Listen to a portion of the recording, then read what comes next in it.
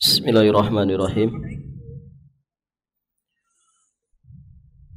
Assalamualaikum warahmatullahi wabarakatuh.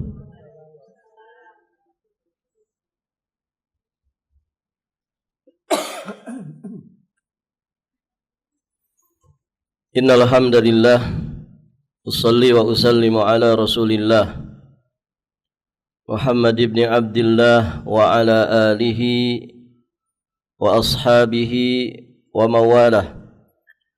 Asyhadu an la ilaha illallah wahdahu rabbi la syarika lah wa asyhadu anna Muhammadan abduhu wa rasuluh, amma ba'd.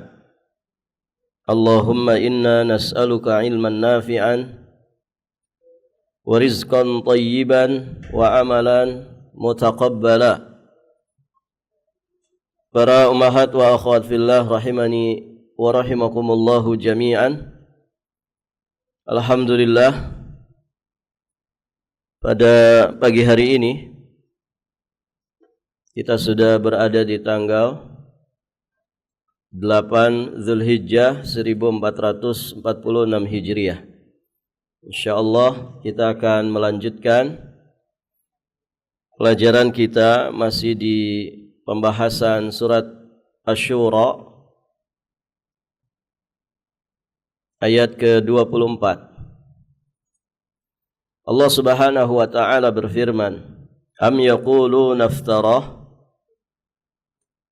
Allah Subhanahu wa taala berfirman ba'da a'udzu billahi as-sami'il 'alim minasyaitonir rajim, "Am yaquluna iftara 'ala Allahi kadhiba fa iyyasha'illahu yakhtim 'ala qalbika wa yamhullahu al-batila wa yuhiqqul haqqa bikalimatihi innahu 'alimun bidzatis sudur." Allah berfirman yang artinya, bahkan mereka mengatakan, yakni orang-orang musyrik, dia Muhammad telah mengada-adakan dusta terhadap Allah.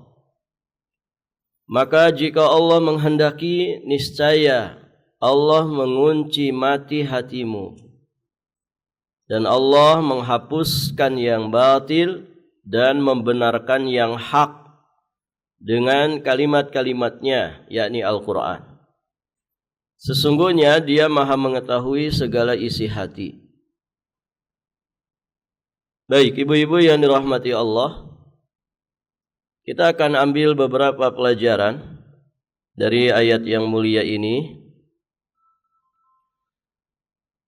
Yang pertama, dalam ayat ini Allah Subhanahu wa taala menyebutkan di antara tuduhan orang-orang musyrik terhadap Rasulullah sallallahu alaihi wasallam, mereka menganggap dan menuduh Nabi telah mengadakan kebohongan tentang Allah Subhanahu wa taala. Tentu ini merupakan tuduhan yang batil, tuduhan yang keji terhadap Nabi sallallahu alaihi wasallam.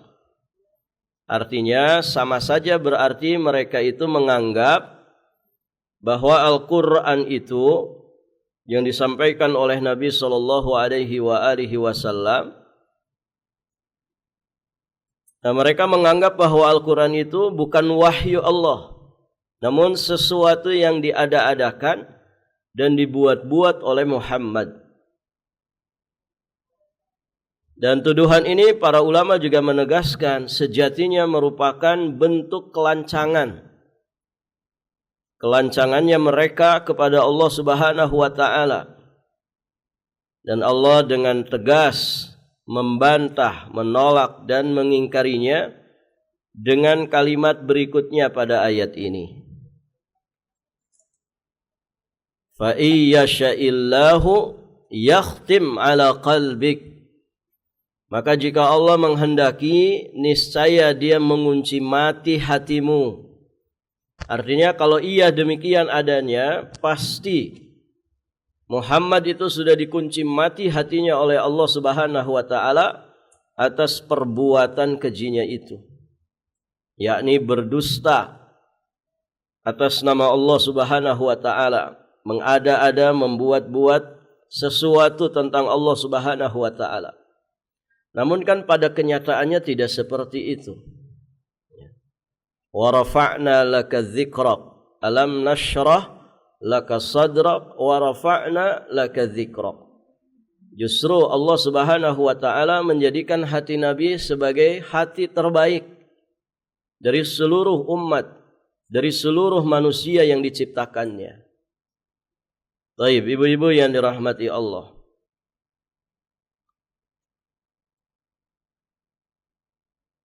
Dari sini juga kita memahami besarnya dosa iftira 'ala Allah. Besarnya dosa iftira 'ala Allah. Iftira 'ala Allah itu apa? Mengada-ada atau membuat-buat sesuatu secara dusta tentang Allah Subhanahu wa taala. Dosa ini dosa yang sangat besar. Bahkan dosa ini merupakan bentuk kekufuran yang mengeluarkan pelakunya dari Islam. Dan ini yang dinyatakan oleh Imam Az-Zahabi di dalam kitabnya Al-Kabair. Ini dosa yang sangat-sangat besar, termasuk dosa paling besar di antara dosa-dosa besar yang ada. Maka di dalam beberapa ayat yang lain Allah Subhanahu wa taala menegaskan, ya, di antaranya di surat Al-An'am ayat 21. Allah Subhanahu wa taala berfirman, "Wa man azlamu mimman iftara 'ala Allahi kadhiba aw kadzdzaba bi ayatihi innahu la yuflihudz zalimun." Dan siapakah yang lebih zalim? Siapakah yang lebih zalim? Maknanya tidak ada yang lebih zalim. Ini makna dari nafi. Wa man adlamu mimman iftara 'ala Allahi kadziban. Maksudnya tidak ada lagi orang yang lebih zalim daripada orang yang membuat-buat suatu kedustaan terhadap Allah. Au kadzdzaba bi ayati, atau mendustakan ayat-ayatnya. Sesungguhnya orang-orang yang zalim itu tidak akan mendapatkan keberuntungan. Baik, ibu-ibu yang dirahmati Allah. Di dalam ayat ini Allah menegaskan bahwa iftira 'ala Allah itu merupakan bentuk kezaliman yang terbesar. Bentuk kezaliman yang terbesar, yang kemudian di penghujung ayat Allah Subhanahu wa taala menafikan al-falah, ya, bagi orang-orang yang seperti itu. Orang-orang yang iftira 'ala Allah, maka dia akan la yuflih, tidak akan pernah mendapatkan keberuntungan. Dan itu sebagaimana juga disebutkan di surat Yunus ayat 69 sampai ayat 70.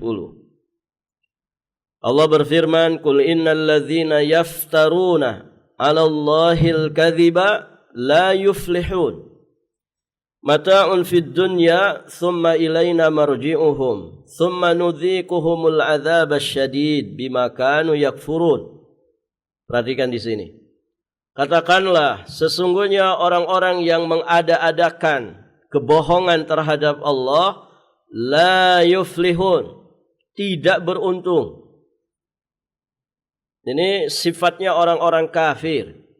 Di dunia mereka tidak beruntung dengan kekufurannya. Di alam barzah juga demikian, di akhirat karena mereka dapat neraka, maka mereka berarti ternafikan dari falah. Taib. Kemudian ditambah lagi Allah sampaikan mata'un fid dunya thumma ilaina marji'uhum. Bagi mereka kesenangan sementara di dunia. Jadi kalaupun mereka dengan iftira'nya itu terhadap Allah, mendapatkan kesenangan di dunia, maka itu kesenangan sementara. Kesenangan sementara. Dan kesenangan sementara di dunia itu lenyap seketika ketika orang masuk neraka. Ya, pernah kita sampaikan athar dari Abu Bakar As-Siddiq. La khaira fi khairin ba'dahun nar. Ya, bahwa tidak ada istilah kebaikan, keberuntungan kalau ujung-ujungnya neraka. Ya, taruhlah orang-orang yang iftira 'ala Allah ini dari awal hidupnya sampai dia mati senang terus. Maka sejatinya itu mata'un qalil. Ya, kesenangan yang sebentar saja. Kesenangan yang sementara saja. Itu dengan satu celupan siksa api neraka saja sudah sirna, tidak berbekas sama sekali. Artinya apa? Ya, jangan terkesima, jangan tertipu. Orang-orang yang semakin durhaka kepada Allah, berkata seenaknya tentang Allah Subhanahu wa taala dengan kedustaan dan kebohongannya, maka jangan tertipu ketika mereka di dunia semakin berjaya, semakin senang, semakin berlimpah hartanya, semakin mudah urusannya. Itu istidraj dari Allah Subhanahu wa ta'ala. Ingatlah, summa ilaina marji'uhum. Kemudian kepada kamilah mereka itu akan dikembalikan. Dikembalikan untuk apa? Summa nudzikuhumul adzab asyadid. Kemudian kami rasakan kepada mereka siksaan yang berat, siksaan yang keras. Disebabkan apa? Bima kanu yakfurun. Disebabkan kekafiran mereka. Maka di sini, di penghujung ayat ini sejatinya adalah ponis. Ponis hukum dari Allah bagi orang-orang yang melakukan iftira 'ala Allah. Bahwa perbuatan mereka itu perbuatan kufur. Perbuatan kufur. Bima kanu yakfurun. Baik, ibu-ibu yang dirahmati Allah. Kemudian pelajaran berikutnya. Fa iyya sya'illahu yakhtim 'ala qalbik. Maka jika Allah menghendaki, niscaya Dia mengunci mati hatimu. Nah, di sini memberikan pelajaran kepada kita.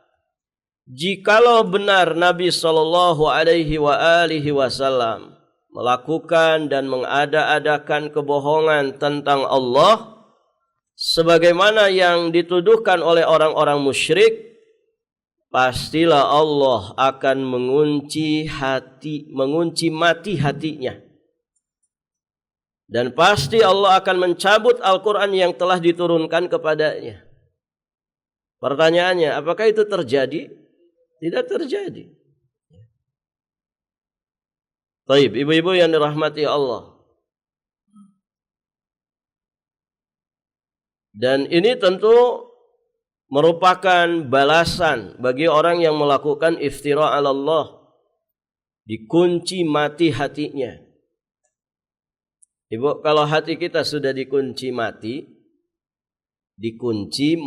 berarti akan hidup? Tidak akan pernah hidup hati itu. Walaupun jasadnya sehat. Kalau sudah dikunci mati, na'udzubillah. Ya, berarti sudah tertutup dari hidayah.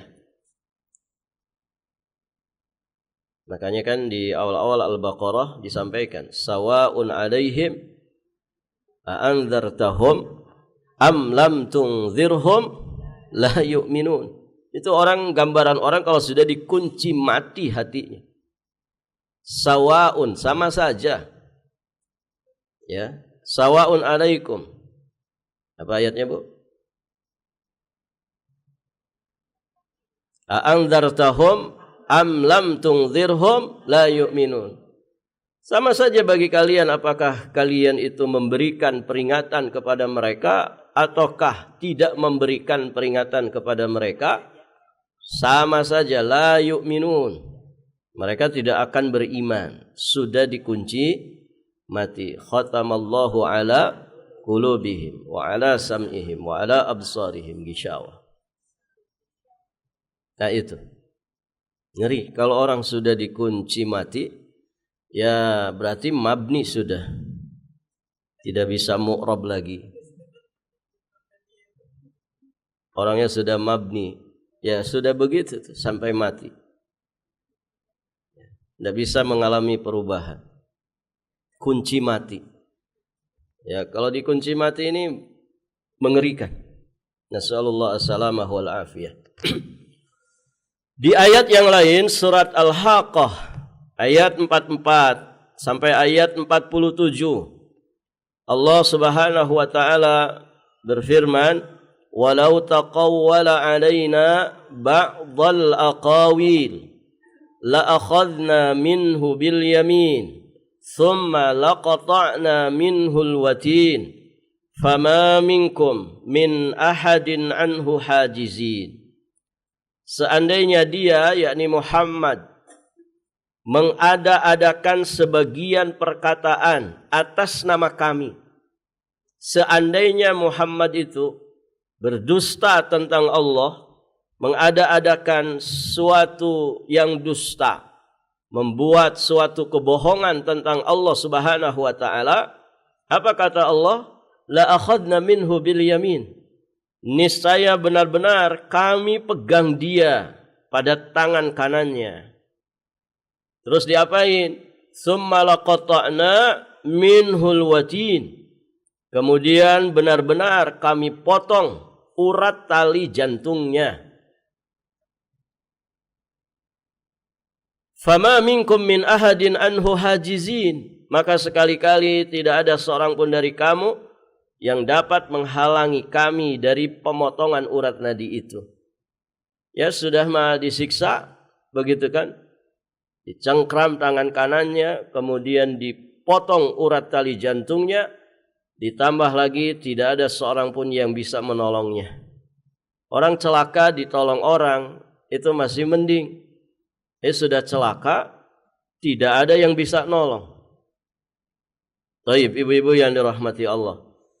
Maka dari ayat ini yang sedang kita bahas, kemudian surat Al-Haqqah ayat 44 sampai 47 tadi, bisa kita simpulkan ya di faedah keempat, bagaimana gambaran siksaan Allah bagi yang mengada-ada sebagian atau bahkan keseluruhan perkataan atas nama Allah Subhanahu wa taala. Pertama, tadi ya, kami pegang tangan kanannya dengan sangat keras, kejam. Kemudian kami potong pembuluh darahnya yang terhubung dengan jantungnya atau yang disebut dengan al-watin. Kemudian berdasarkan ayat ini yang sedang kita bahas, Asy-Syura ayat 24, maka dia pun akan dikunci mati hatinya. Ini gambaran pembinasaan seseorang dengan cara yang sangat bengis dan kejam. Begitu yang akan didapatkan oleh mereka yang melakukan iftira 'ala Allah. Dan tentu Nabi terselamatkan dari itu. Ya mustahil Nabi iftira 'ala Allah, ya mengada-adakan suatu kedustaan tentang Allah. Wa may yantiqu 'anil hawa in huwa illa wahyu yuha. Apa yang disampaikan oleh Nabi itu sejatinya adalah wahyu Allah semata. Baik, ibu-ibu yang dirahmati Allah. Kita lanjut. Pelajaran yang kelima. Di sini Allah sampaikan, wa yamhullahul batila wa yuhiqqul haqqa bi kalimatih. Allah menghapuskan yang batil dan membenarkan yang hak dengan kalimat-kalimatnya, yakni Al-Quran. Perhatikan ayat ini atau kalimat ini. Allah lah yang maha kuasa untuk senantiasa menghapuskan yang batil dan membenarkan yang hak dengan Al-Quran. Karena fungsi Al-Quran itu tibyanan, sebagai penjelas. Fungsi Al-Quran itu sebagai furqan, pembeda mana yang hak, mana yang batil. Nah, Allah Maha Kuasa untuk senantiasa. Kenapa disebutkan senantiasa? Perhatikan di sini faidah lugawiyahnya. Di sini ketika Allah menyebutkan Allah itu akan menghapuskan batil, membenarkan yang hak dengan kalimat-kalimatnya, itu datang dengan fi'il mudhari'. Ya, fi'il mudhari'. Kalimat ini dinyatakan dengan fi'il atau kata kerja mudhari'. Kata kerja mudhari' itu lil hali wal mustaqbal, untuk saat ini dan untuk masa yang akan datang. Maka yufidul istimrar. Taib. Yamhu yang artinya menghapus, yuhikku yang artinya menetapkan, membenarkan, itu kedua-duanya datang pakai fi'il mudhari' yang maknanya hal dan mustaqbal. Saat ini Allah akan menghapuskan yang batil, saat ini pula Allah Subhanahu wa taala yang menetapkan dan membenarkan al-haq, dan demikian pula seterusnya di masa yang akan datang. Karena fi'il mudhari' itu yufidul istimrar, menunjukkan keberterusan, kontinuitas.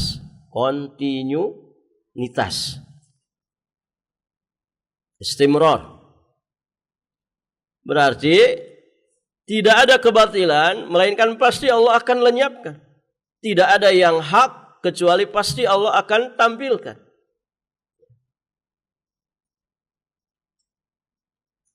La tazalu ta'ifatun min ummati zahirina 'alal haq. Akan senantiasa di antara umatku ini, kata Nabi, yang zahirina 'alal haq, yang selalu menampilkan, yang selalu mengunggulkan dan selalu berusaha memenangkan al-haq. La yadurruhum man khadalahum. Tidak membahayakan mereka orang-orang yang menghinakan, mencela, menghalang-halangi mereka. Hatta ya'tiya amrullah, sampai nanti datangnya ketetapan Allah Subhanahu wa taala. Begitu. Baik, ibu-ibu yang dirahmati Allah. Ya, sehingga penghapusan batil dan penetapan al-haq itu merupakan sebuah sunnah yang ditetapkan Allah dengan kalimatnya. Maka na'udzubillah summa na'udzubillah, jangan sampai kita berada di rombongan ahlul batil, tapi berusahalah selalu berada di rombongan ahlul haq, walaupun sedikit orang yang menempuhnya. Begitu kan? Ittabi turuqal huda, ikutilah jalan-jalan petunjuk. La yadurruka qillatus salikin, tidak akan membahayakanmu dengan sedikitnya orang yang menempuh jalan-jalan hak ini. Ya, dan berhati-hatilah dari jalan kebatilan yang menyimpang dari jalan hak. Wala tagtar bi kasratil halikin, dan janganlah engkau tertipu dengan banyaknya orang yang menempuh jalan batil itu. Jadi jangan tertipu dengan jumlah. Jangan suka ngikuti arus kebanyakan orang, karena kebanyakan orang biasanya menjadikan kita terperosok ke dalam kesesatan. Orang yang salat dengan yang tidak salat banyak mana? Banyak yang tidak salat. Begitu kan ibu? Kita ikut rombongan yang banyak atau rombongan yang sedikit? Yang banyak aja Ustadz. Nanti kan kalaupun disiksa di neraka, kalau rame-rame jadinya enggak berat. Yaitu anggapan yang batil. Ya, disangkanya siksa neraka itu enteng. Gitu kan. Na'udzubillah. Orang umbar aurat dengan yang nutup aurat, kebanyakannya ngumbar aurat. Jangan ikuti kebanyakan orang. Jangan ikuti kebanyakan orang. Susah Ustaz kalau nggak ngikuti kebanyakan orang, nanti kita terasing. Nggak apa-apa terasing kalau di jalan benar. Kan begitu. Bukan kita mau tampil beda, tapi kita ingin mendapat ridho Allah. Begitu. Ridho manusia itu Ibu belum tentu pada tempatnya. Ridho manusia. Tapi kalau Allah yang sudah ridho sama kita, maka murkanya seluruh manusia tidak ngefek bagi kita. Tapi ridho seluruh manusia kepada kita, kalau Allah murka, maka keridhaan seluruh manusia tidak berdampak baik sedikit pun bagi kita. Apalagi sifat manusia itu mudah melupakan. Ya kan Ibu? Iya tidak? Kalau kita mati, siapa yang nangisin jenazah kita? Siapa Ibu? Suami Ibu mungkin? Anak-anak Ibu? Besti-besti Ibu mungkin? Teman-teman pengajian Ibu? Kan begitu Bu? Nangis setiap hari dan terus ingat kita? Apalagi terus mendoakan kita? Belum tentu. Belum tentu. Dia juga punya istri, punya anak. Sebentar lagi dia melupakan kita. Saat di hadapan jenazah kita mungkin dia nangis, sedih, kehilangan. Saat ikut ke pemakaman sampai dikuburkan mungkin dia sedih. Sehari 2 hari mungkin dia nangis mendoakan kita. Hari ketiga belum tentu. Belum tentu Ibu. Iya kan? Belum tentu masih ingat kita. Wong sama yang masih hidup saja sering melupakan. Ada suami yang mengabaikan istrinya, Bu, ada keberadaannya seperti tidak ada. Ada yang begitu, Bu? Itu loh, istrinya masih hidup. Ya. Apalagi sudah mati. Pelajarannya apa tuh, Bu? Jadi pelajarannya apa? Kalau kita sadar bahwa kebanyakan manusia itu memang mudah melupakan. Pelajarannya apa bagi kita? Ya sudah, jangan riweuh mikirin orang. Sibuk saja mikirin bekal kita untuk menghadap Allah ini apa. Itu saja. Tobati dosa-dosa, perbaiki yang kurang, sempurnakan yang kurang. Terus istiqomah sampai nanti kita mati. Membawa bekal yang setidak-tidaknya cukup. Mau ngandelin teman-teman majelis taklim, mau ngandelin mereka, tadi itu ceritanya. Hari ketiga belum tentu dia ingat kita. Itu baru hari ketiga. Wong kadang mohon maaf masih hidup saja, kadang temannya yang susah juga tidak ingat, kan begitu. Dengan beragam dalih, saya punya banyak anak, saya punya banyak urusan, saya sibuk. Itu sifat manusia. Ya, ibu-ibu yang dirahmati Allah. Artinya jangan ngandalin orang. Karena masing-masing kita nanti akan menghadap Allah sendirian. Mempertanggungjawabkan segala sesuatunya di hadapan Allah. Kita tidak menampik. Mungkin ada orang yang terus mengingat kita. Walaupun mungkin seminggu sekali, sebulan sekali. Dalam kesendiriannya dia mendoakan kebaikan kita yang kita sedang di alam kubur. Mungkin kita tidak menampik itu. Tapi kita sedang bicara aglabiyahnya. Galibnya manusia. Pada umumnya manusia itu mudah melupakan. Artinya apa? Jangan bergantung kepada siapapun.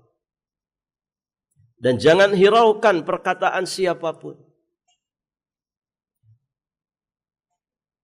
Ibu, orang yang sedang menyerang kita dengan kata-katanya, dengan fitnahnya, dengan kejinya. Apakah setiap detik dia memfitnah kita? Buzzer-buzzer itu. yang suka dibayar itu. Enggak, dia ada kesempatan di mana dia mungkin sibuk ya dengan urusan keluarganya, sibuk dengan urusan pekerjaannya, kadang juga diuji dengan sakit. Loh, kenapa kita mikirin dia itu tiap saat? Kok jadi kita yang rugi? Jangan hiraukan perkataan manusia. Sebentar saja mereka memfitnah. Ya. Bahkan di dunia kadang ditampakkan orang-orang yang seperti itu tuh sudah celaka di dunia. Baik, ibu-ibu yang dirahmati Allah. Begitu. Jadi berusahalah selalu berada di rombongan orang-orang yang ahlul haq. Ya, jangan merasa berkecil hati ketika sedikit orang-orang yang menempuh jalan hak ini. Karena yang hak pasti akan dimenangkan, yang batil pasti akan dikalahkan dan dilenyapkan. Di beberapa ayat Allah tegaskan tentang itu. Di surat Al-Anfal ayat yang ke-8, Allah Subhanahu wa taala berfirman, liyuhiqqal haqqa wa yubtilal batila walau karihal mujrimun. Liyuhiqqal haqqa, agar Allah menetapkan yang hak, wa yubtilal batil, dan membatalkan yang batil. Walaupun orang-orang yang berdosa tidak menyukainya. Kemudian di surat Al-Isra ayat 81, wa qul ja'al haqqu wa zahaqal batil innal batila kana zahuqa. Yang benar telah datang dan yang batil telah lenyap. Ini menjazmkan, makanya pakai fi'il madhi. Yang benar, yang hak telah datang dan yang batil telah lenyap. Artinya pasti yang hak itu muncul ke permukaan, dia datang nampak, sedangkan yang batil lenyap, ya, pasti lenyap. Innal batila kana zahuqa, sesungguhnya yang batil itu adalah sesuatu yang pasti lenyap. Di ayat yang lainnya surat Al-Anbiya ayat 18, Allah Subhanahu wa taala juga berfirman, bal naqdhifu bil haqqi 'alal batil fayadmaghuhu fa idza huwa zahiq walakumul wailu mimma tasifun. Sebenarnya kami melontarkan yang hak kepada yang batil, lalu yang hak itu menghancurkannya. Dilontarkan oleh Allah al-haq itu kepada al-batil, kemudian al-haq itu menghancurkan al-batil. Maka dengan serta-merta yang batil itu pun lenyap, dan kecelakaanlah bagimu disebabkan kamu mensifati Allah dengan sifat-sifat yang tidak layak baginya. Taib, ibu-ibu yang dirahmati Allah. Semoga Allah menjadikan kita sebagai ahlul haq. Apa doanya, Bu? Apa doanya? Barakallahu fiik. Allahumma arinal haqqa haqqa warzuqna ittiba'ah wa arinal batila batila warzuqna ijtinabah. Allahumma ya Allah, arina, tampakkanlah kepada kami, perlihatkanlah kepada kami al-haqqa haqqa, al-haq sebagai al-haq. Tampakkan kepada kami, perlihatkan kepada kami al-haq itu sebagai kebenaran. Wa arinal batila batila, dan perlihatkanlah kepada kami kebatilan itu sebagai kebatilan. Warzuqna ijtinabah, dan rezekikanlah kami untuk bisa menjauhinya. Ada sebagian orang, Ibu, melihat al-haq itu sebagai batil. Kenapa? Karena mata hatinya sudah buta. Atau sebaliknya melihat batil sebagai al-haq. Oh, banyak sekali. Orang disumpal duit saja itu bisa berubah itu. Yang hak bisa batil, yang batil bisa jadi hak. Gara-gara duit gepokan itu. Nah, kita meminta kepada Allah berlindung dari itu. Biar ditampakkan yang hak itu sebagai hak, yang batil sebagai batil. Dan kita meminta kepada Allah rezeki untuk bisa mengikuti al-haq dan menjauhi al-batil. Itu rezeki besar. Ya, kalau orang dalam hidupnya dia bisa mengikuti al-haq dan juga ahlul haq, dan dia bisa menjauhi al-batil dan juga para ahlinya, maka sejatinya itu adalah rezeki yang begitu besar. Baik. Pelajaran terakhir, ibu-ibu yang dirahmati Allah, Allah menutup ayat ini dengan kalimat innahu alimum bidzatis sudur. Sesungguhnya Allah itu alim, maha mengetahui bidzatis sudur, dengan isi hati. Dikatakan sudur karena hati itu ada di dalam rongga dada. Pelajarannya di sini penetapan nama Allah yang husna, yakni Al-Alim, Zat yang maha mengetahui. Nama Allah Al-Alim terulang 157 kali penyebutan di dalam Al-Quran. Taib. Maka di sini kita memahami bahwa Allah maha mengetahui segala niat dan kehendak hati. Bersitan hati itu Allah maha tahu. Dan tentunya Allah lebih mengetahui lagi perkataan serta perbuatan. Karena perkataan dan perbuatan itu bisa didengar dan bisa dilihat. Yang enggak kedengaran, yang enggak kelihatan saja Allah maha tahu. Apalagi ucapan dan perbuatan. Ucapan terdengar, perbuatan nampak, terlihat.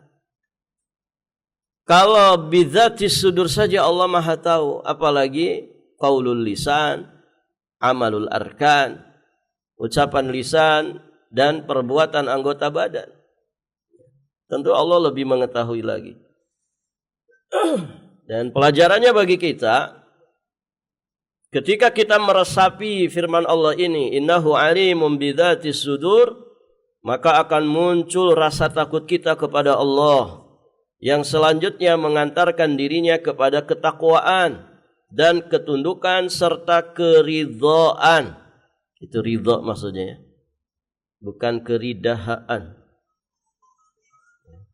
Ketundukan serta keridhaan terhadap hukum syariat Allah dalam menjalani kehidupan. Itu ya. Jadi kalau orang itu meresapi nama Allah Al-Alim, maka samarahnya, buahnya itu akan muncul rasa takutnya, dan dari rasa takut itu akhirnya dia menjadi orang yang tunduk patuh kepada syariat Allah. Dan itulah hakikat ketakwaan. Terakhir di sini, ini doa memohon rasa takut kepada Allah. Ada yang sudah hafal doanya? Yang tentang rasa takutnya cuma 2 baris saja. 1 baris. Allahumma qsim lana min khasyatika ma tahulu bihi bainana wa baina ma'siyatik. Ini suka dibaca oleh Imam Masjidil Haram. Kalau apa, Bu? Kalau pas kunut itu. Kunut tarawih, kunut witir.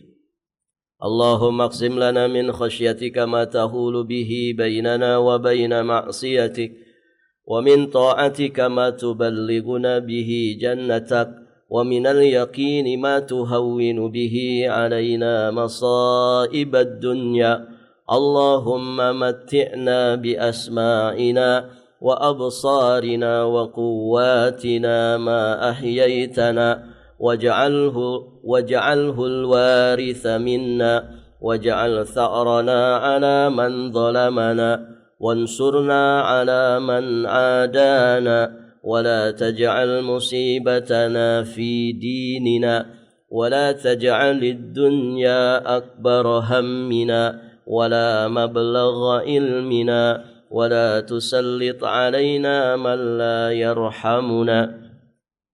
Sudah hafal? Allahumma-nya sudah hafal kan? Ada 2 tuh Allahumma-nya. Baik, silahkan dihafalkan di rumah masing-masing. Baik itu Ibu ya. Yang kaitannya dengan rasa takut itu di baris pertama. Allahumma qsim lana, ya Allah berikanlah kepada kami min khasyatika, rasa takut kepadamu, ma tahulu bihi bainana wa baina ma'siyatik. Jadi rasa takut ini menjadi penghalang di antara kami dan maksiat kepadamu. Orang kalau takut sama Allah, insya Allah selamat dari maksiat. Demikian ibu-ibu yang dirahmati Allah, sampai di sini pelajaran kita. Semoga berfaedah. Jadi kita cukupkan sampai di sini. Dan kita akhiri dengan doa kafaratul majlis. Subhanakallahumma bihamdik, asyhadu an la ilaha illa anta astaghfiruka wa atubu ilaik. Hadanallahu wa iyyakum ajma'in. Wallahul muwaffiq ila aqwamit thariq. Al-'afwu minkum. Wassalamu alaikum warahmatullahi wabarakatuh.